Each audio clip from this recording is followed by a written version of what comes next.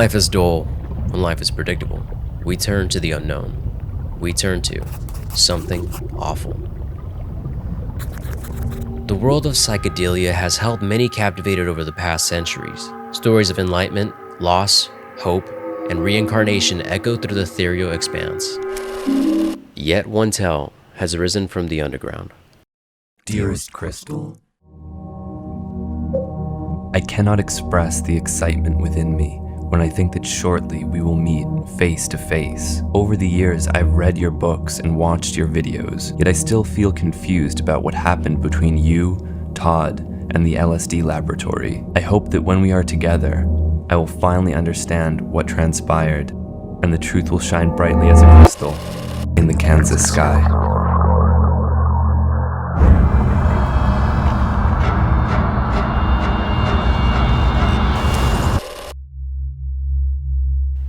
We're about to explore a series of disturbing events that have profoundly affected an individual named Brendan Andres Green.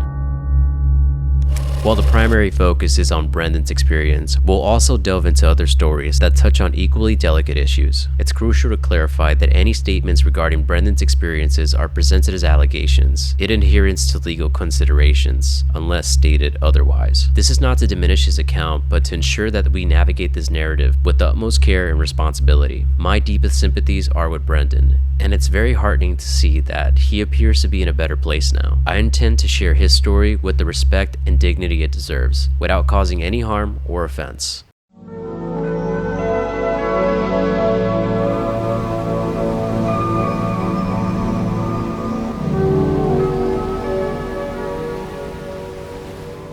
This video was titled Underground LSD Palace, and I say it was because this video, at least on the official Vice YouTube channel, is no longer available, and a good handful of other channels have ripped and re-uploaded the video since, but it is still available on the Vice Japan YouTube channel.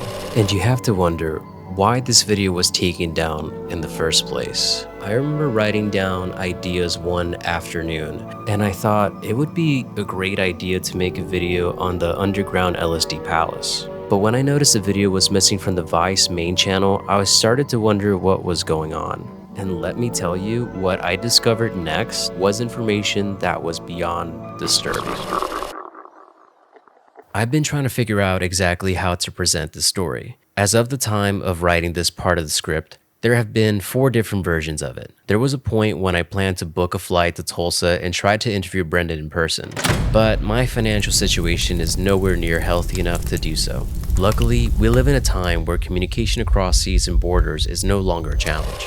The matter of Brendan Andres Green is clouded by speculation and hearsay, which much of the discourse stemming from Reddit and other forums alike. But before delving into these narratives, it's important to establish what verified information was told through the Vice documentary. I want to take a moment to show you a bunch of clips from the Underground LSD Palace video. Not because I want to push a narrative, but because I believe for you, the viewer, to see exactly what Crystal Cole was like years ago, and as well summarize what happened between her, Gordon Todd Skinner, William Leonard Picard, and Brendan Andres Green. I want to show you where her mindset was during this time. I think this video was publicized around 2012 or 2013. This is a sensitive and complex subject, so I would much rather have you watch the video for yourself and make your own thoughts or opinions without me essentially trying to sway you in any direction. Remember that editing can shape the truth in many ways, and what you'll see is an edit of an already edited video. My intent for this video is to summarize and not to smear anyone's name.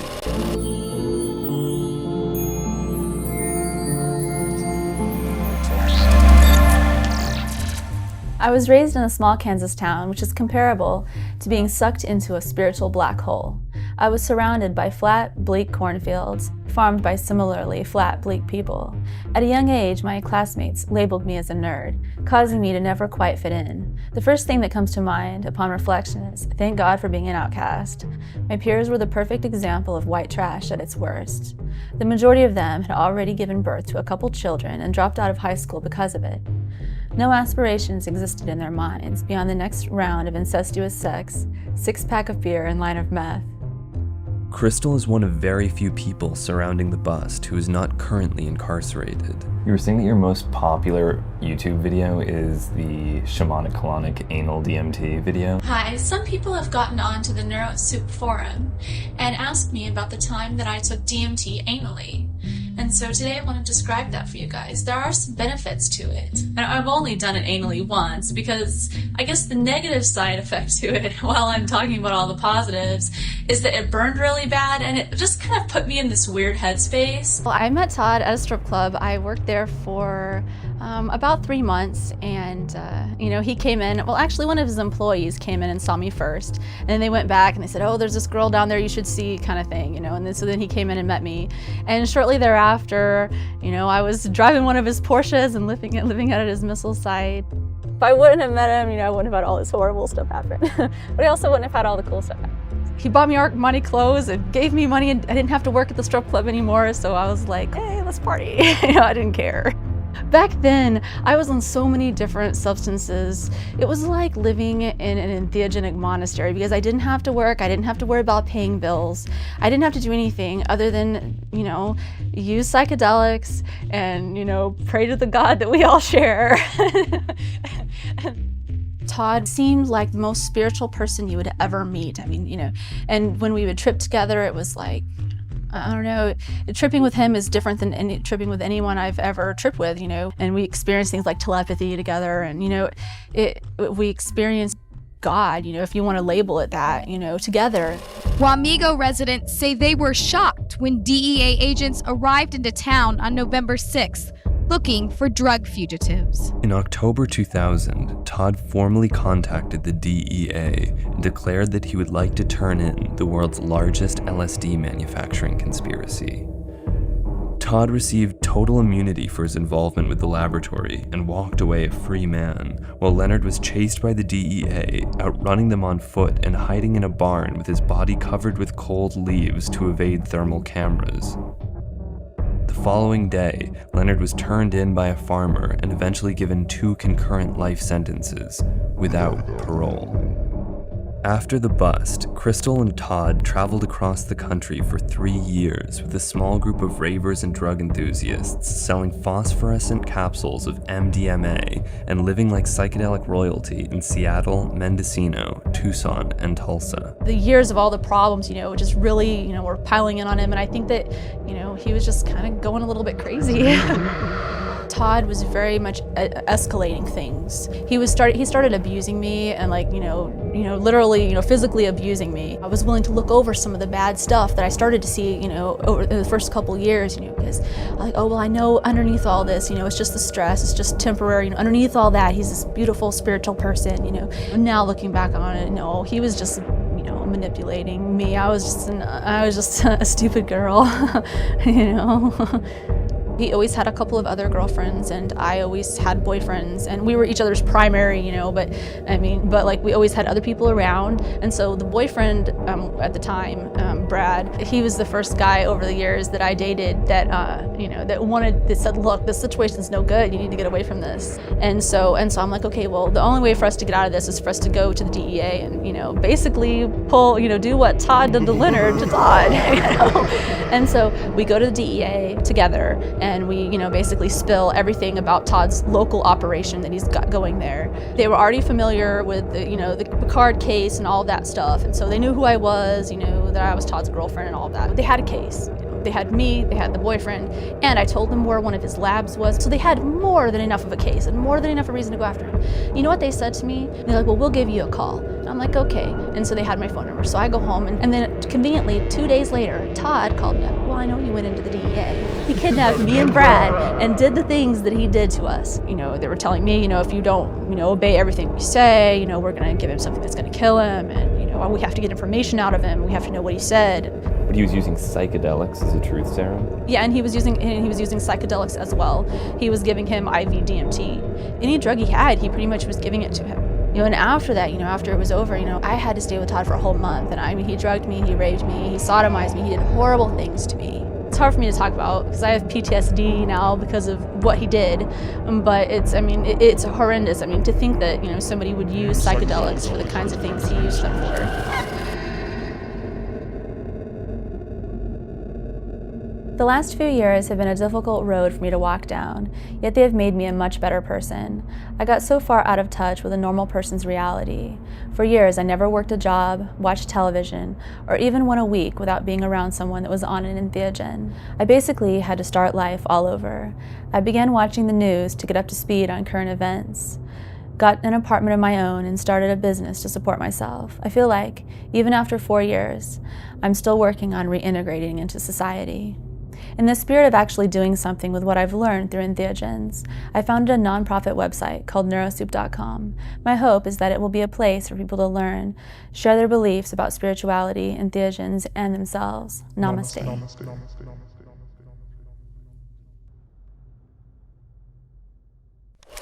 Again, I want to preface that this footage was from 2012 to 2013. And people can change in so many ways in even a month. This statement is not necessarily about excusing any actions or words or anything from any of the people presented in this video. This is just a demonstration. The issue with the Vice video is that it omits critical details about what happened after Crystal and Brendan's kidnapping.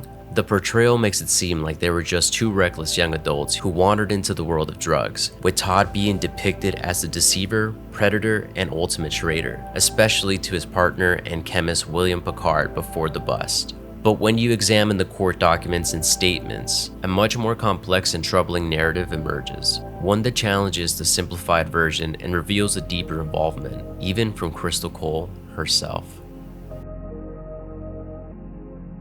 If you're interested in the court case details, I recommend looking up Skinner versus the State of Oklahoma court documents. We'll likely delve deeper into it in a future video, but for now, here's a summary of some key points regarding Crystal Cole. The document states that Cole and another accomplice, Hawk, were charged in counts 1 and 2 and testified against Skinner for the state of Oklahoma. They both admitted to not doing anything to stop Skinner or helping Brendan undress Green, despite seeing his injuries and hearing him moaning in pain. A woman named Christy Roberts, Skinner's secondary girlfriend, testified at the trial. She visited the hotel on July 2nd, 2003, and saw Green lying in a sedated state on the bed in the room 1411.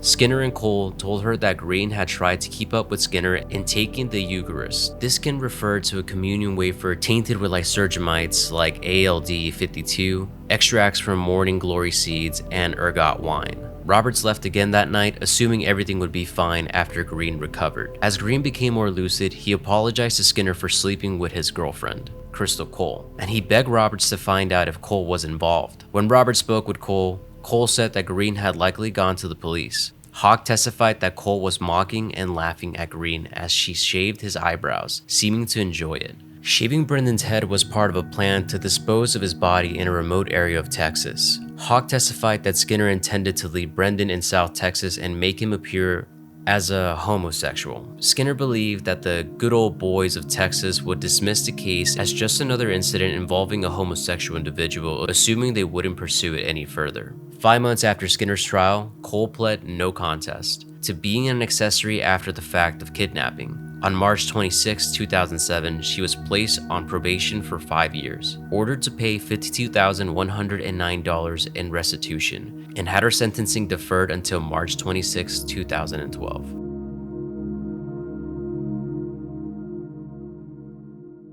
Hi Brendan, my name is Alfred, and I create documentary-style videos as a hobby. A few years ago, I stumbled upon the Vice video titled Underground LSD Palace, which piqued my interest and led me to investigate the story further. During my research, I learned about your experiences and was deeply shocked and moved by what you went through. I hope that the past few years have brought you healing and love. I truly wish that for you. The reason I'm reaching out is that I'm currently working on a documentary for my YouTube channel, and I want to approach this sensitive topic with the utmost care and respect. Your story, in particular, has been largely overlooked, and I believe it deserves more attention and understanding. I would be honored if you would consider participating in an interview to share your experience. Of course, please feel no pressure to accept. I'm near the completion of my script and thought that an interview with you would provide a meaningful and impactful conclusion, giving you the opportunity to have the final say. Please let me know what you think. I hope you have a great day. Cheers.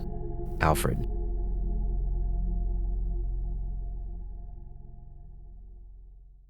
Initially, I wanted to read all of Brendan's posts from the shroomery.org website, which I believe spans from November 5th, 2015 to March 1st, 2018. But honestly, I didn't feel like this was the appropriate way to present this story. My biggest fear is that I would make this video and misrepresent anybody, specifically Brendan and Dress Green. I mean, even the people who were involved in his kidnapping or any part of his story. So to ensure that I did this story some justice, I decided to contact Brendan and Dress Green.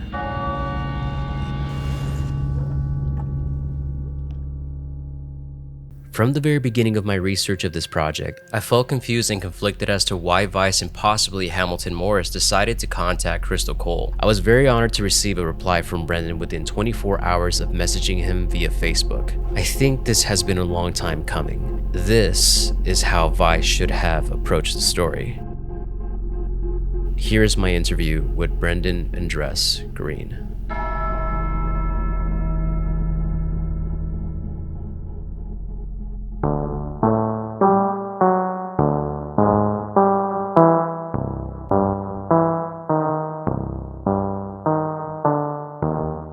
God, I'm fucking talking to this dude, you know? Get what you mean. I totally get what you mean. It's one of those things, like, I'm talking to this fucking guy that I've been, like, thinking about for, like, a whole fucking year just about. I honestly, see... impactful to your life. Yeah, dude, honestly, even up to now when I saw you on Facecam, I was like, okay, it's actually him. You know, I was like, I still kind of was in... No, you always want to make sure you're not being scammed. I didn't want to find out that I took the bait, you know, of a honeypot, of going online and being like, oh shit, dude. I share the same sense as you. Two fronts. One, highly entertaining or engaging story. I fell down the rabbit hole before it even happened. I mean, that's one of the reasons it was even able to happen, is because I was so mesmerized by my human trafficker. Or like the stories he had was just like, I would just love sitting at his feet for hours, just like, even if I felt like he was lying to me, even if I felt like he was running a con, it was just like to see and to hear these off the wall scenarios and stories was just like, wow, that was really entertaining. So I understand, man, and I still fall down the rabbit hole of the story and associated stories sometimes, because it's an ever evolving scenario. Years ago, I promised myself that I wouldn't touch my story. I'm a good manifester. I'm good at making things happen. I'm a fixer. That's what I've been doing my whole life, is just making stuff happen. After I found myself rescued, safe, sound, alive, I promised God that I would not tell my own story, or not try to make money or do anything, or to pimp out my own story.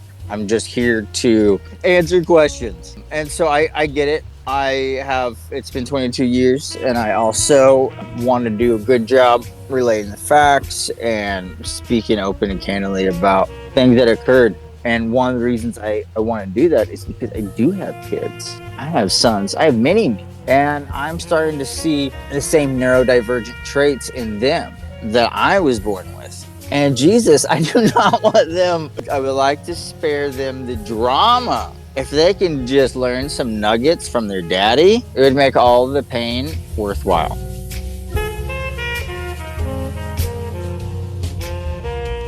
Can you tell us a little bit about yourself and your life before, you know, the whole incident happened? So one of the things that people should know is that I am from Tulsa, Oklahoma, a conservative Christian background, wholesome community. You know, I came from good stock, good parents. They're still married. I was the youngest sibling, I had two older sisters. I was definitely born neurodivergent. I was born 1984, so we didn't even use that term. Yeah, so I'm 39. I'm 40 November 7th. I was born actually in a suburb of Tulsa. It's called Broken Arrow, Oklahoma. But I was always hyper, maybe even high functioning. You know, I just had a lot of energy. My brain had a lot going on. I was always getting myself in and out of predicaments. I had a natural inclination towards entrepreneurship.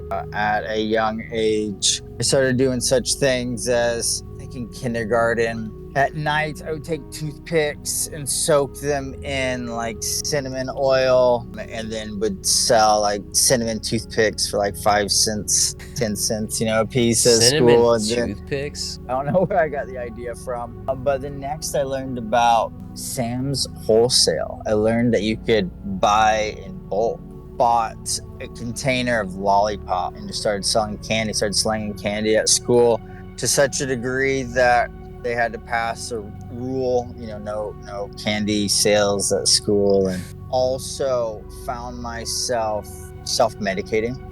I had developed sex addiction at a young age. I was, got introduced to pornography and, was awoken before I should have been sexually. And so I was like experiencing adult type dopamine hits, as a little boy. One of my ways of coping was with marijuana. So I started using marijuana at a young age, at age 12 actually. And it didn't take long for me to realize that, every like Friday, not age 12, but when I got a little older, it would get to the point that at the end of the school week, all of my friends would, want their own marijuana. Everyone would put in $20 because they needed it for their own weekend. And so I started realizing if I would just compile all of my best friends' money and just use the right terminology, I could actually make money off this process. I could get marijuana for myself and for my friends and have extra. And it wasn't long before I was fully involved in what we now refer to as the black market, just illicit trade, making money off things that illegal, things that were not taxable. But this is like pre-internet. This is Oklahoma in the 90s. I definitely would have benefited from an older business owner or entrepreneur like taking me in under their wing. The drug route, to me, just the easiest path to go. It wasn't long before I was making that my career. It wasn't long before I was finding my secret identity. I was enjoying the black market. I was enjoying the illicit. With my neurodivergent tendencies, they worked really well. It was easy for me to hyper focus and make connections that other people wouldn't, and take risks that other people wouldn't take. And by, my standards, I felt like I was doing well. And then found myself getting in and out of trouble constantly. It was apparent that I wasn't making good choices.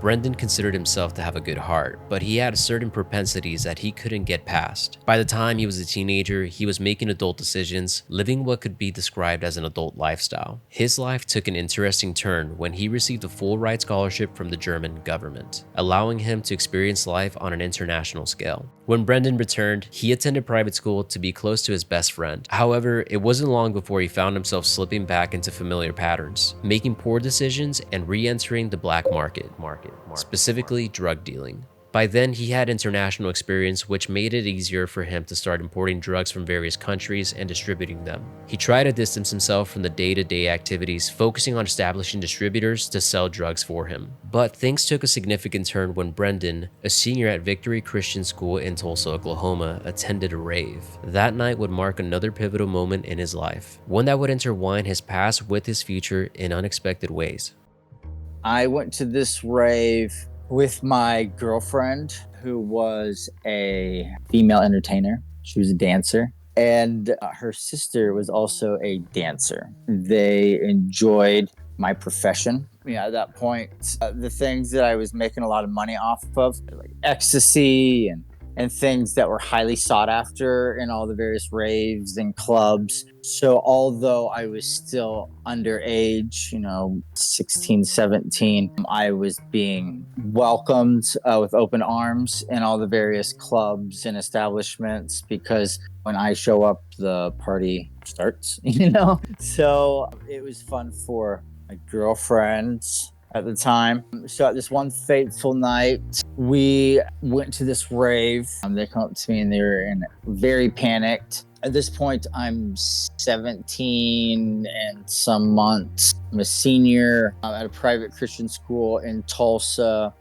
I'm on a 24-hour honor policy code. Like, I'm definitely supposed to be making good choices. I'm definitely not supposed to be like selling LSD or marijuana. Definitely not supposed to be dating a stripper or a female entertainer. They always had free access to my supplies. You know, I would supply them whatever they wanted. So at this point, they were costing me a decent amount of money, but you know, whatever.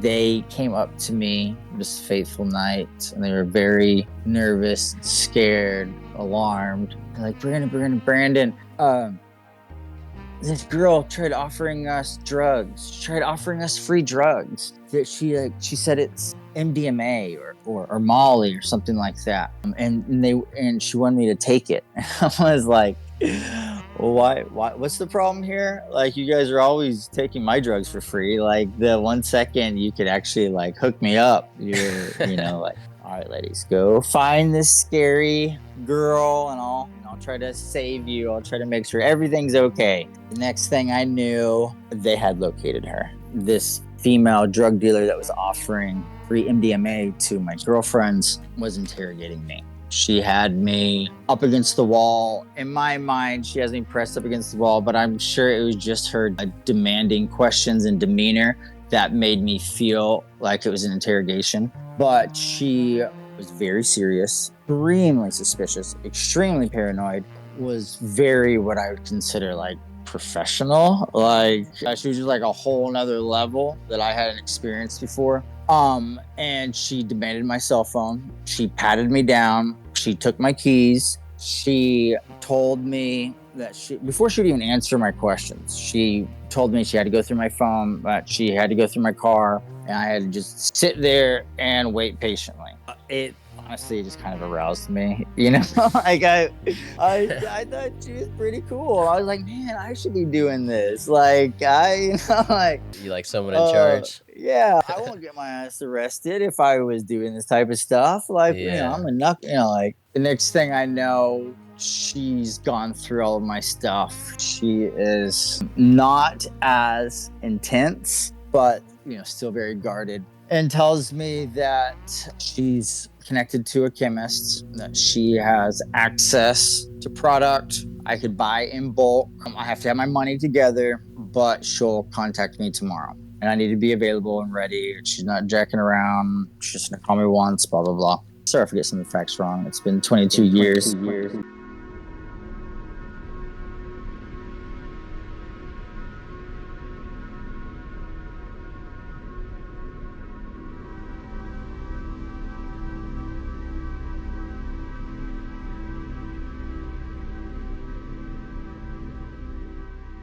I followed instructions, sitting there with a Whopper, mustard and ketchup only, fries, and a lemonade. I knew not to engage with her directly. No talking, no acknowledgement. Just sit tight and wait for the next set of instructions. A few minutes later, Crystal arrived, sliding into the booth behind me, our backs almost touching. She quietly instructed me, as if talking to herself, to reach under the table for an envelope, place my keys on the edge of the table, and then wait 30 minutes before opening the envelope. I did as she said, placing the large manila envelope beside me and acting as we were strangers. She got up, walked past, and discreetly swiped my keys. After the 30 minutes were up, I opened the envelope to find a slip of paper with the address of a Taco Bell. When I returned to my car, I found it unlocked, with the keys placed and the cup holder. This was just the beginning. The Taco Bell led to Coney Island, which led to a laundromat, then a cigar shop, and so on. At each stop, there were new cryptic instructions: look under the trash can liner in the ladies' restroom, order food and wait for the payphone to ring, go to a specific booth and retrieve an envelope from underneath the table, find a particular book and open it to a specific page. The pattern kept going,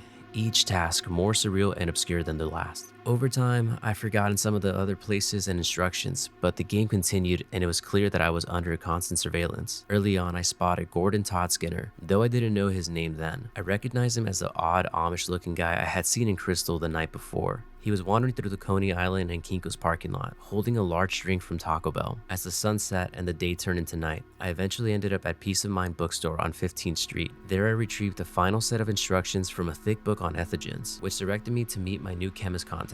The rendezvous point was a parking lot near a health food store and a gas station, long after the business had closed for the night. This time, Todd Skinner and Crystal Cole showed up in a white Cadillac instead of their usual Porsche, which I assume was probably his mother's car. And so the strange initiation continued, with many more places and tasks that have blurred together over time, each pulling me deeper into their shadowy world.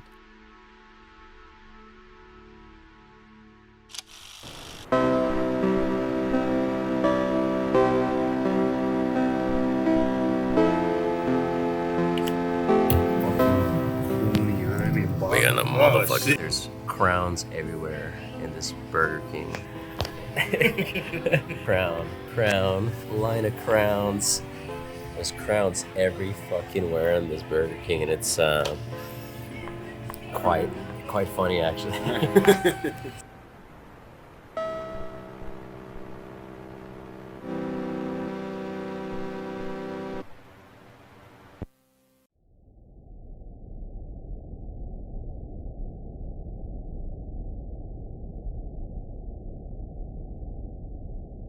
After the rave, Brendan was given a location to meet the mysterious girl. She would provide him with a set of instructions to follow. It's believed that these instructions were designed to test patience and attention to detail, acting as a filter to deter those who weren't serious or lacked experience. The complexity of the task ensured that only those committed and capable would gain entry into their world. The day after earning the trust of the mysterious girl, Brendan met her at a common area of the Tulsa University campus. During this encounter, he exchanged money for her supply, which turned out to be the infamous compound LSD 25.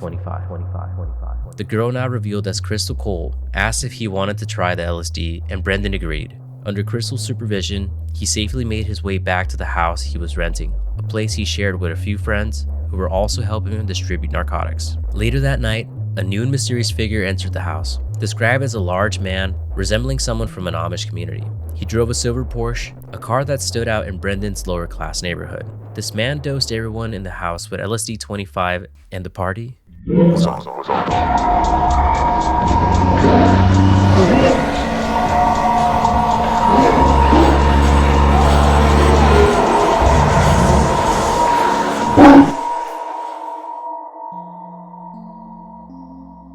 Brendan realized that both Crystal and Todd Skinner, another figure he had recently been introduced to, disappeared, taking with them $1,200, the entirety of Brendan's investment funds. But in a turn of faith, Todd, the night of the party, had previously taken Brendan's friend on an errand, one of the stops being Todd's house. Although Todd had instructed her not to look in his direction or at the house, and even parked a block away, she defied his demands and looked anyway, giving Brendan enough information to locate Todd's house on his own. Determined to claim his money, Brendan went to Todd's place and left a note on the windshield of his car, repeatedly reminding him of the money that he was owed. This action quickly backfired when Brendan received an angry call from Crystal. She and Todd were furious that Brendan had crossed the line by showing up unannounced, and they insisted on settling the debt to sever ties once and for all. But things didn't end as cleanly as they had planned. When they met again, the encounter took on an unnerving tone, appeared unusually excited to see Brendan. Their sudden shift in demeanor was striking, almost too enthusiastic given the circumstances. Brendan, eager to maintain their trust, shared details about his own progress and the current state of his drug operation. Things seemed to be running smoothly enough, and his comfort led to Todd and Crystal to reveal more about their own status in the black market. What had started as a tense and uneasy relationship was now transforming into something more dangerous, as the layers of their involvement in the illicit activities began to unfold before Brendan's eyes. But for a young entrepreneur like Brendan, the warning signs and information shared by Todd and Crystal were received quite differently. Rather than raising red flags, their excitement and openness felt more like validation, confirmation that he was being welcomed into the higher echelon of the black market. Instead of suspicion, Brendan saw opportunity.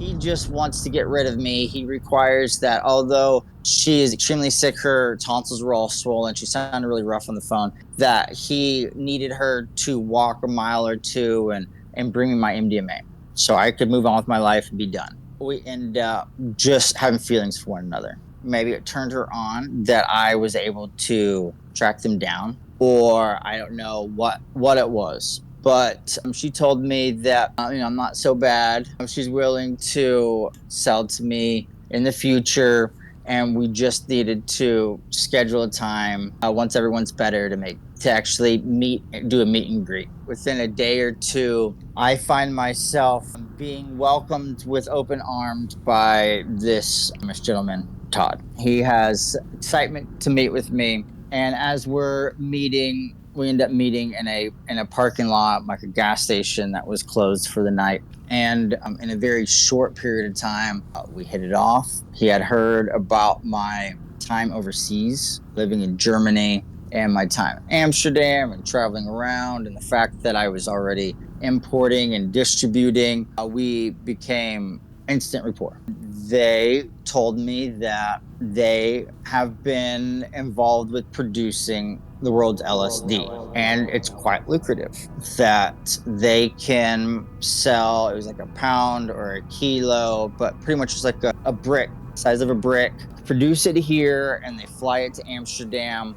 And they can make, I don't remember if the number was 1.5 million or 3.5 million, but it was just a lot of cash. And they were talking about how it quickly starts becoming having too much money becomes your biggest problem, not enough cash. And they offer me the opportunity to be in their world, to start going on runs for them, where I would take, a brick of LSD from the United States and take it to Amsterdam. That sounded awesome to me. First of all, I want to clarify that when I say brick, it's to clarify the size that they were relaying to me. I don't remember if it was a pound or a kilo, but I remember them with their hands gesturing and saying that, Just doing it's only about this big. Yeah, it's about this big. From their stories, the way I don't know one way or another. From their stories, the way I would envision it would be crystal, a powder, like the way that cocaine would look or meth would look, or it might have a different appearance to it, but it'd be some sort of powdery substance that is incredibly potent. I would think just one little crystal or powder would be enough to send someone flying.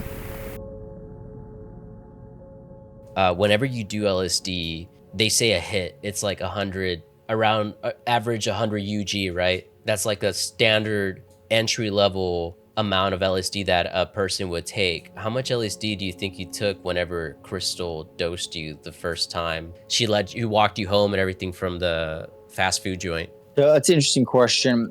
With my psychedelic experiences, I would always have access to blotters, a paper version. Very traditional way to do it. Yeah. Right. Anytime I'd always pre or post, that's always been the scenario. They always had a liquid version that would be in a Visine bottle. So the first time Crystal dosed me, I think just a couple or several drops. But I ended up getting into a partnership or an agreement with them that we would throw parties. They would supply psychedelics, and I'd bring my friends. It was fun for them, and I at this point was developing quite a crush on Crystal. So I felt like a win-win. I already had an entourage. I already had friends that liked hanging out. We would just merge them together. But Crystal no longer was dosing me. She didn't have her own access to psychedelics. It was Todd that controlled all of that.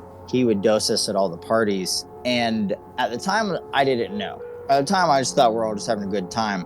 Post all the drama that we'll get into, I find out he's actually overdosing me, and he's trying to make me look a fool. He's doing way too much. I don't know one way or another. I'm just a high school student, but he would flood my eyes, both eyes, with Jesus, man. With the liquid, I have it running down my cheeks and stuff. And I would maybe hear Crystal gasp, but by that point, it's going to be 24, 36 hours before I'm back down. So, but I did find out later that I think he had a little bit of jealousy going on.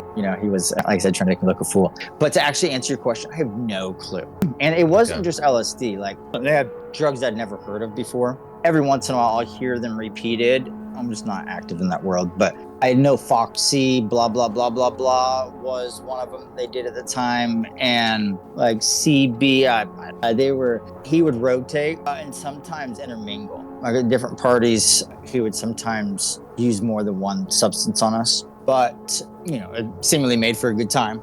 We were getting more and more embroiled in the drama between them.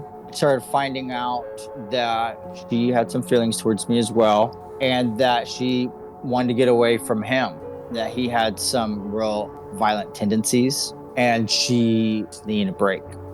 It did not, like, I had this savior mentality, this white knight on, like, this knight on a white shining horse, coming in and making everything all better. It started playing on my wholesome upbringing, like, I'm a good man. I cannot allow this decent girl to be abused and blah blah blah. At a certain point, I started having real strong feelings for her. I was impressed with her as a person. I liked that she had a lot of skills, entrepreneurial skills. She knew about, like, marketing and business. She was going to the university for organic chemistry at the time, and I was just impressed with her.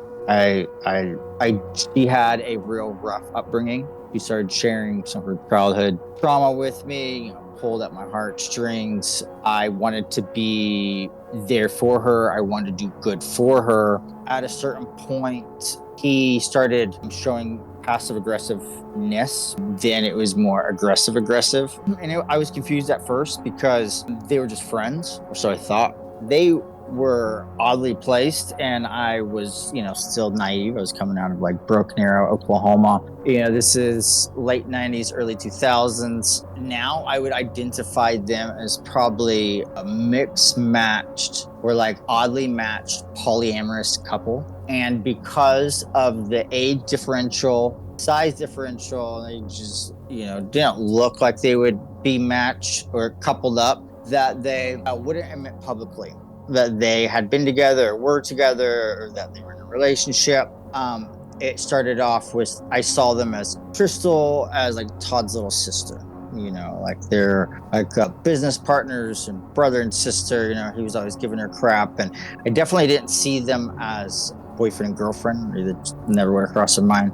But I did see him as a influential male role model in her life. And so at a certain point, I had broken up with my actual girlfriend that I was dating at the time when I had met Crystal. For Crystal, I had developed strong feelings for her. I wanted to pursue her in, like, a courting type manner. Like, I'm here, like, selling drugs and distributing, but I still had that, like, wholesome culture in me where I wanted to make a fine woman out of her, like, whatever. But I wanted to do right. So I would go to Todd and be like, hey, can I date Crystal? Do I have your permission to date your friend? And he'd be like, dude, that's a great idea. You guys would be so cute together. Like, just take care of her, do good by her, Brandon. And so I would appreciate having his support at this time. I was real mesmerized by the guy. It's not hard to win me over, but he's charismatic and he's nerd. They're both, like, nerdy, but they're just so different from what I was used to. But he was a chemist. He knew a lot about drugs, but he also knew a lot of other things. His family was very well established in the town in which I grew up in. Very wealthy, cut from a whole different type of cloth. And I found myself so mesmerized by both of them, but in different ways. Like I said previously, I found myself enjoying just sitting at his feet. Like, he would come over to my house, and I would find myself just, like, sitting on my floor. He'd be sitting on my bed, and he would just have a captive audience, just, like, telling stories. And, I was just so entertained by this dude, even if it was like a train wreck.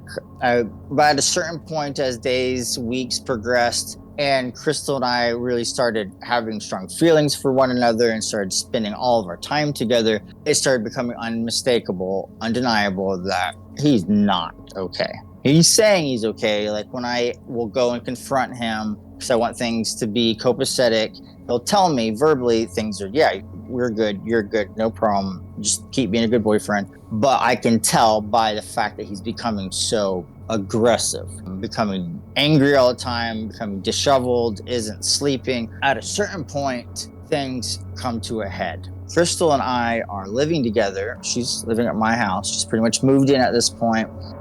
Previously, she was living 2 doors down from him.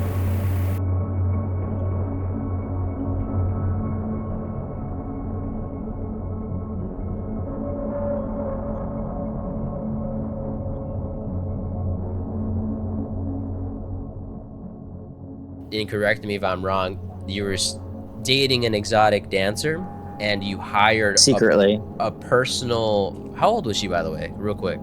In comparison to you, like, how old was she?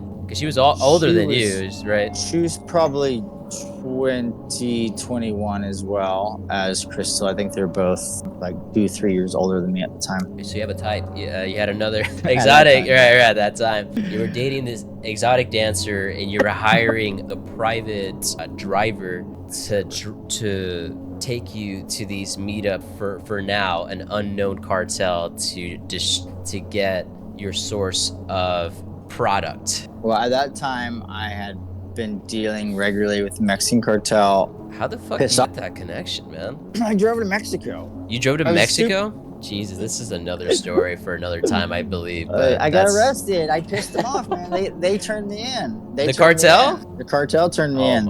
my fuck. I upset them. I didn't know any better.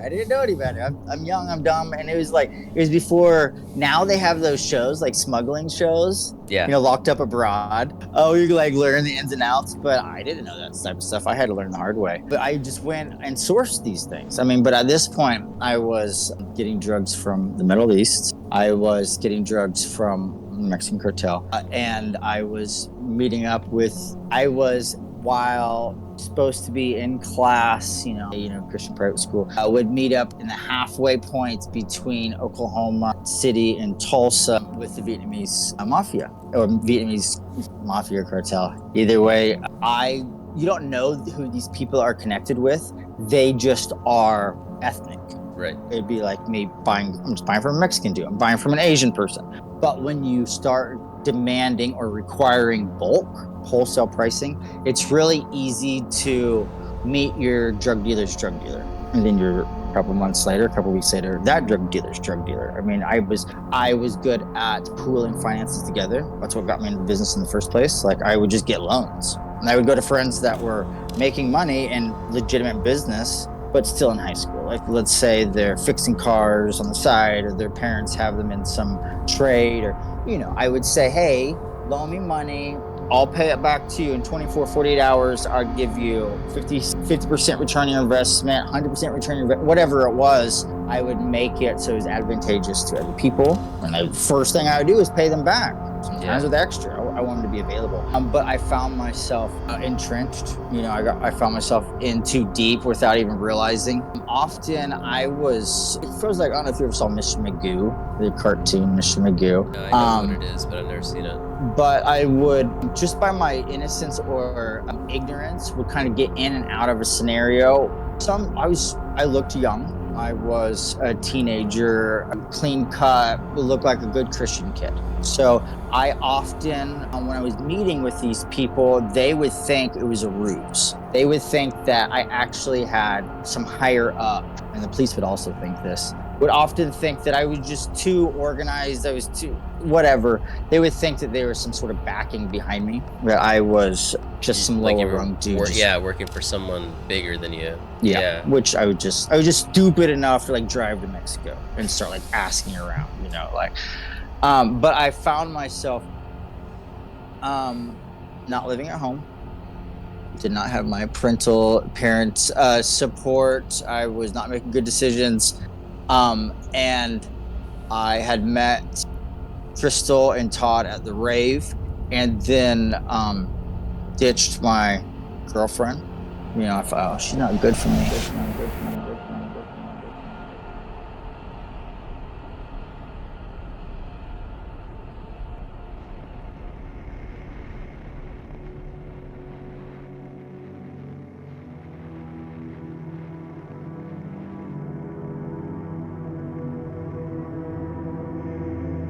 I brought her home to meet my parents. I had legitimate feelings for her.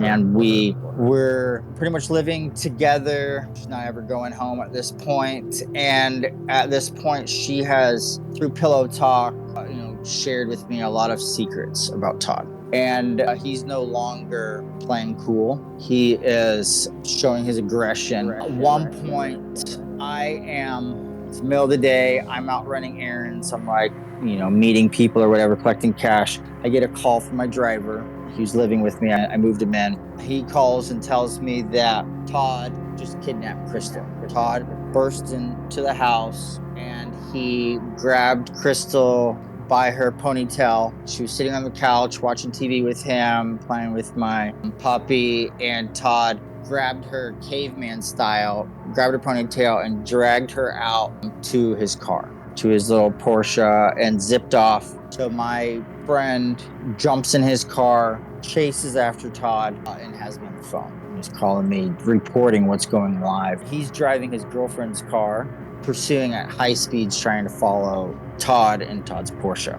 At a certain point, he's giving me enough coordinates that I'm able to drive into the area. Todd, through evasive maneuvers, is able to lose my friend Tim. I am now in the area. Tim ends up smashing, part of his girlfriend's car. He ran to a mailbox or something. He wasn't able to make the same maneuvers Todd was in his little Porsche. He loses Tim. I end up finding him. We go on a high-speed chase down Riverside here in Tulsa. Through his own evasive maneuvering, I give up because of time. I won't go into all the details, but it got to the point that I didn't want to die and I didn't want to kill anyone else. I didn't want him to kill anyone else. He was willing to make turns and moves that I just I wasn't able to do. After he gets away, they get away. She convinces him that she's not going to leave. She's not going to run off, that he's okay. He just needs to calm down. But she has a really bad headache and that she just needs some aspirin or some Tylenol. Eventually, some time passes, not too much time, but half an hour, an hour. This is the middle of the day. She convinced him to go to a gas station. We got a local gas station here named Quick Trip. When Todd goes inside to get her pain medicine, she escapes. She jumps in the back of some elderly vehicle's Jeep. They take her to the police station. She files a restraining order, gets me on the phone. I come and rescue her. And then that's when things really get crazy.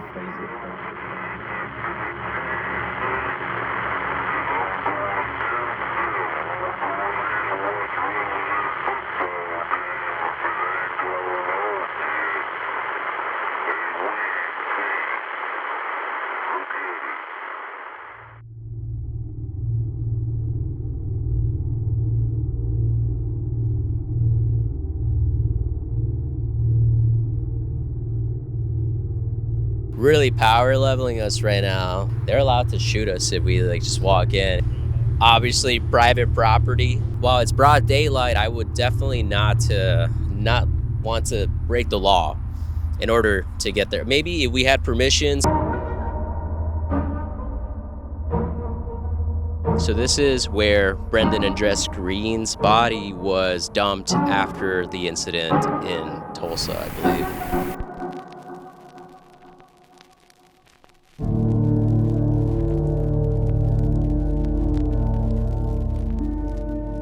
Since the beginning of this project, so much has shifted in my life. The turbulence of it all has left me shaken at times, but I'm finding my footing again. This project remains the most important endeavor I've poured my soul into, and I'm committed to bringing new content that resonates deeply. I hope you enjoyed the first chapter of our story. A heartfelt thank you goes out to Brendan, an extraordinary human being, and a powerful example of what people are truly capable of. I believe we are all children of light, capable of change, redemption, and even happy endings. But I'll be honest with you, this chapter and the next aren't about that. Just remember, even in darkness, there's always a silver lining. Until we meet again, friends, remember, when life is dull and the mundane consumes you, there's a special place to escape. Come join us and experience something awful.